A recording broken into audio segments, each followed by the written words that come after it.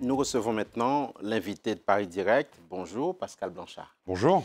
Vous êtes historien, spécialiste du fait colonial et de l'histoire des immigrations. Avec Adrien Dubuc et Yvan Gastaut, vous publiez un atlas des immigrations en France. C'est une deuxième édition. Oui. Première question, pourquoi ce livre? Est-ce que c'est le contexte électoral en France qui le justifie? C'est rare que les historiens travaillent avec les contextes électoraux. Et en même temps, l'immigration est toujours dans les contextes électoraux en France. Donc en fin de compte, on peut réécrire à chaque nouvelle élection et se rendre compte que l'immigration est un sujet qui, depuis au moins les 5 dernières présidentielles, a été au cœur du sujet. Parce qu'il parle de notre pays. La France est un grand pays d'immigration, a toujours été un grand pays d'immigration. C'est un sujet qui a toujours fait débat sur les politiques migratoires et c'est un sujet qui renvoie dans l'opinion à des questionnements en permanence. Donc pour les historiens, parler justement de la réalité, essayer de donner des chiffres, donner une dimension historique. Ce qui est pas mal quand il y a un peu trop de politique qui s'en empare, ça permet de réfléchir autrement. Vous avez souhaité parler des immigrations au lieu de l'immigration. Où est-ce que se situe la nuance? Pendant très longtemps, on a imaginé l'immigration comme des gens qui venaient travailler en France. Et même, je dirais, pendant très longtemps, on a imaginé des travailleurs qui venaient pour un temps court avant de repartir. On se rend compte que la notion de migration a profondément changé. Un réfugié, ce n'est pas l'histoire d'un travailleur. Quelqu'un qui vient rejoindre sa famille, ce n'est pas la même histoire que quelqu'un qui a épousé un Français qui décide de venir en France. Un étudiant qui vient en France n'a pas le même récit que quelqu'un qui va simplement demander un visa pour entrer sur le territoire et rester quelques semaines. On se rend bien compte qu'il y a donc une diversité incroyable, mais il y a aussi une diversité de l'origine des migrations. Quelqu'un qui arrive en parlant français, parce qu'il a une histoire de rapport avec la France sur 5, 6, 7, 8, 9 générations. Ce n'est pas la même histoire que quelqu'un qui vient d'un pays qui n'avait aucun rapport avec l'histoire de France. Et puis, dans le phénomène migratoire, on se rend compte que, moi je suis un petit breton par exemple, au XVIIe, XVIIIe siècle, venir à Paris pour un breton, c'était un processus migratoire, ce que les gens ont un peu oublié aujourd'hui. Partir des Antilles avec le Bimidum pour venir en France dans les années 70, ce n'était pas un petit sujet, ce n'était pas juste passer d'un département à l'autre. Donc ce sont des parcours qui sont divers. Bien sûr. Il y a également des parcours qui sont nouveaux. On pourra parler tout à l'heure des réfugiés climatiques, par exemple, qui s'ajoutent à la longue liste que vous nous avez décrite tout à l'heure. Vous notez, Pascal Blanchard, en introduction de cet atlas, que l'histoire des immigrations reste méconnue des Français. Est-ce qu'on sait pourquoi? Oui, parce que pendant très longtemps, on a eu du mal à trouver une place au sein de l'éducation nationale et dans les manuels scolaires pour trouver comment raconter cette histoire de l'immigration. On s'est dit, rappeler l'origine à ces enfants qui sont venus de l'ailleurs ou leurs parents sont venus de très loin, est-ce une bonne idée? Après, on a eu du mal à trouver un espace dans les manuels scolaires. Comment la raconter? Puis on a mis du temps à avoir un musée de l'immigration et beaucoup de temps pour qu'il soit inauguré par un président de la République. On voit bien que tous ces éléments cumulatifs n'ont pas facilité la transmission de l'histoire de l'immigration. Et donc, il faut faire un effort aujourd'hui pour arriver à retrouver un espace normal. Et en même temps, je vais vous dire, ce n'est pas juste une page en plus dans un manuel scolaire. Vous ne pouvez pas raconter l'histoire de France si ce n'est pas totalement entremêlé avec l'histoire de l'immigration. Donc il y a des raisons d'ordre éducationnel, mais aussi des raisons d'ordre politique qui expliquent cette méconnaissance. La France est un pays de migration, mais c'est aussi un pays qu'on quitte, un pays de départ, un pays d'émigration. On le sait moins, ça. On le sait moins parce que, d'abord, ça ne fait pas polémique. Personne n'est choqué de savoir que des Français travaillent à l'étranger. Il n'y a qu'en fait qu'à l'étranger qu'on voit qu'il y a des Français qui travaillent à l'étranger. On oublie d'ailleurs les flux financiers. C'est marrant d'ailleurs que M. Montebourg ne s'est pas intéressé aux flux financiers des Français qui travaillent à l'étranger vers la France. Il y a aujourd'hui, on le sait, dans la masse des départs, à peu près un quart d'étrangers qui quittent la France tous les ans sont ceux qui partent. Et il y a à peu près de 250 000 à 300 000 personnes qui quittent la France par an et en gros 3/4 de Français. C'est énorme. Des profils majoritairement jeunes. Profils jeunes, mais aussi des coopérants, mais aussi des hauts fonctionnaires, ce qu'on oublie, bien sûr des diplomates, mais aussi des techniciens qui vont notamment travailler dans les laboratoires, par exemple, américains, de plus en plus en Asie, dans le monde du commerce et du luxe, ce que aussi totalement les gens oublient. Et en fait, on oublie qu'il y a pratiquement autant de Français qui quittent la France tous les ans que d'étrangers qui rentrent en France tous les ans. Donc, il y a un aller-retour, pas forcément compris par tout le monde, pas forcément expliqué. C'est un peu le but de cet atlas en partie. Est-ce que la France, Pascal Blanchard, se reconnaît comme un pays de migration? Je dis cela parce qu'il y a 6 800 000 immigrés en France, 12% de la population.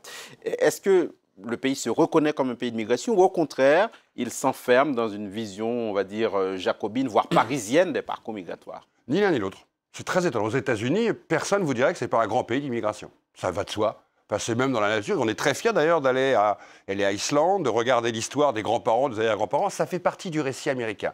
En France, on n'est ni d'un côté ni de l'autre. On a du mal à se percevoir comme un pays d'immigration puisqu'on pense au regard de l'assimilation puis de l'intégration que tout le monde doit se fondre dans un même creuset. Et en même temps, on n'est pas idiot. Et on n'est pas aveugle. On ne peut pas dire non plus que la France ne s'est pas constituée de ses différences et de ses particularismes. On le voit bien, puisque déjà dans l'Hexagone, il y a des particularismes flamands, occitans, corses, basques, bretons. Donc on est dans cet entre-deux comme si on avait du mal à regarder qui on est en fait.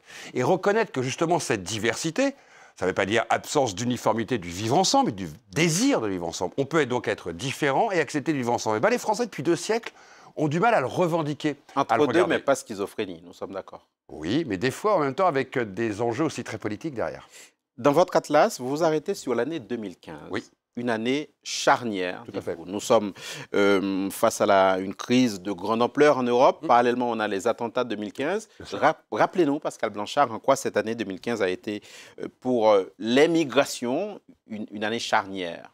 L'Europe, comme la France, d'un seul coup, s'est rendu compte qu'il y avait une vraie politique européenne à avoir face aux flux migratoires qui arrivaient du réfugié, si vous préférez, du Moyen-Orient. Et comme il y a eu un moment massif, rappelez-vous, ces images diffusées dans la presse, on voyait pratiquement, pour l'extrême droite, c'était des hordes d'immigrés qui arrivaient, avec l'accueil en Allemagne de manière assez massive. Il y a eu cette peur de l'envahissement. Des images qui ont marqué ce moment-là. Et comme dans le même temps, il y a eu ce traumatisme de ces attentats qui ont été terribles pour la nation, il y a eu un entrechoquement dans l'opinion, comme si l'immigration redevenait dangereuse. On avait connu ça dans notre histoire, hein, pour des raisons économiques dans les années 70 et aussi pour des raisons politiques et économiques dans les années 30. Et donc, il y a eu un moment de fixation. L'immigration devenait négative. Elle devenait dangereuse. Elle devenait inacceptable. Et comme se superposait à ça un discours de l'extrême droite du Front National contre l'intégration qui aurait, entre guillemets, échoué, des enfants et petits-enfants, vous avez eu une sorte de concentration en 2015 de dire stop à l'immigration. Une forme de blocage, et validée par beaucoup de partis politiques. Et ce n'est pas valable qu'en France. Mais en France, ça a été particulièrement prégnant à cause des attentats. Donc c'est une année charnière parce qu'elle ouvre une nouvelle page d'histoire. Et ça le reste encore un peu, puisqu'aujourd'hui, beaucoup de leaders politiques n'hésitent pas à faire un lien qu'ils pensent parfait entre immigration et terrorisme. Vous abordez cette question dans votre atlas. Les liens entre violence, terrorisme, immigration, au-delà des amalgames, vous précisez, Pascal Blanchard, et vous détaillez toutes ces attaques qui ont été perpétrées en France au fil du temps. Une violence, dites-vous, qui s'inscrit dans un temps plus long. Expliquez-nous. On a oublié que les Italiens tentaient de tuer des présidents de la République dans ce pays dès le 19e siècle. On a oublié que les Arméniens, la Salah, par exemple, plaçaient des bombes dans les années 80. Parce que c'est pas parce que vous êtes immigré que vous n'avez pas un engagement politique. C'est pas parce que vous êtes immigré qu'en France, vous ne pouvez pas aussi avoir un rapport avec ce qui se passe au Moyen-Orient, en Afrique, en Arménie ou ailleurs. Les gens pensent qu'un immigré devrait arriver dans sa normalité à 100% des individus, ce qui serait l'idéal, mais pur. Mais comme si tout le monde était pur, ce n'est pas possible. Les gens peuvent s'engager dans la politique. Certains sont des voies d'ailleurs extrêmement radicales. Et je rappelle, par définition, qu'il y a eu aussi, dans l'histoire de France, des moments de crispation. Les gens ont oublié, on le dit dans le livre, que des rapatriés, l'OAS, a aussi placé des bombes en France en lien avec le conflit algérien. Et là, on se dit, tiens, c'est une histoire un peu plus longue. L'histoire, ça sert en fait juste à ça, à expliquer à nos enfants que le présent, des fois, se comprend beaucoup mieux en allant regarder un peu l'histoire. Un triptyque qui revient souvent, immigration, identité, altérité. Oui. Vous dites qu'il s'impose dans les enjeux politiques actuels. Vous avez très bien lu le livre. Parce que c'est vrai que c'est une dialectique qui est fondamentale. L'altérité n'est pas neutre. Se sentir proche de quelqu'un ou penser que quelqu'un peut vivre avec vous, le rapport à l'altérité est quelque chose de très important. Et on n'a peut-être pas assez réfléchi à ces questions dans notre capacité de penser l'autre. L'intégration est une question fondamentale. On est le seul pays au monde qui revendique ce terme. Même si le terme assimilation aussi existait au temps des colonies. Ce ne sont pas des termes neutres. Et ça mérite des fois de les redéfinir parce qu'en plus, ils évoluent. Ils bougent, ils sont en perpétuel mouvement. Tous ces mots ont du sens. Ils ont aussi du sens quand on veut imposer à l'autre des fois des grilles de lecture qui sont impossibles. Dernière question, Pascal Blanchard, et sans faire de prospective trop poussée, à quoi vont ou devraient ressembler, selon vous, les migrations dans les années 2020-2030 ? Vous évoquez une petite révolution philosophique en cours. Oui, parce que nous allons arriver à la troisième génération est une génération qui est très revendicative en France parce qu'elle veut quelque part tourner la page de l'histoire de leurs grands-parents et de leurs parents. C'est tout à fait normal. Et dans toutes les histoires de l'immigration, c'est le cas. Et en même temps, va se superposer à ça une politique maintenant à l'échelon européen. En gros, comment vont se répartir les politiques publiques et les frontières européennes. On le voit avec la Biélorussie. Troisième dimension, ce qui va se passer avec le climat. Vous voyez ce qui se passe à Madagascar en ce moment, dans le sud de Madagascar, eh ben, c'est certainement dans l'avenir, dans les 10 ou 15 ans qui viennent, la première raison du flux migratoire vers l'Europe sera liée à des problématiques climatiques. Ces 3 temps vont être les enjeux majeurs de la décennie qui s'ouvre. Merci beaucoup, Pascal Blanchard, d'être venu jusqu'à nous. Atlas des immigrations, coécrit avec Adrien Dubuc et Yvan Gasto. C'était l'invité de Paris Direct. Merci de rester sur nos chaînes. L'information internationale continue sur France 24.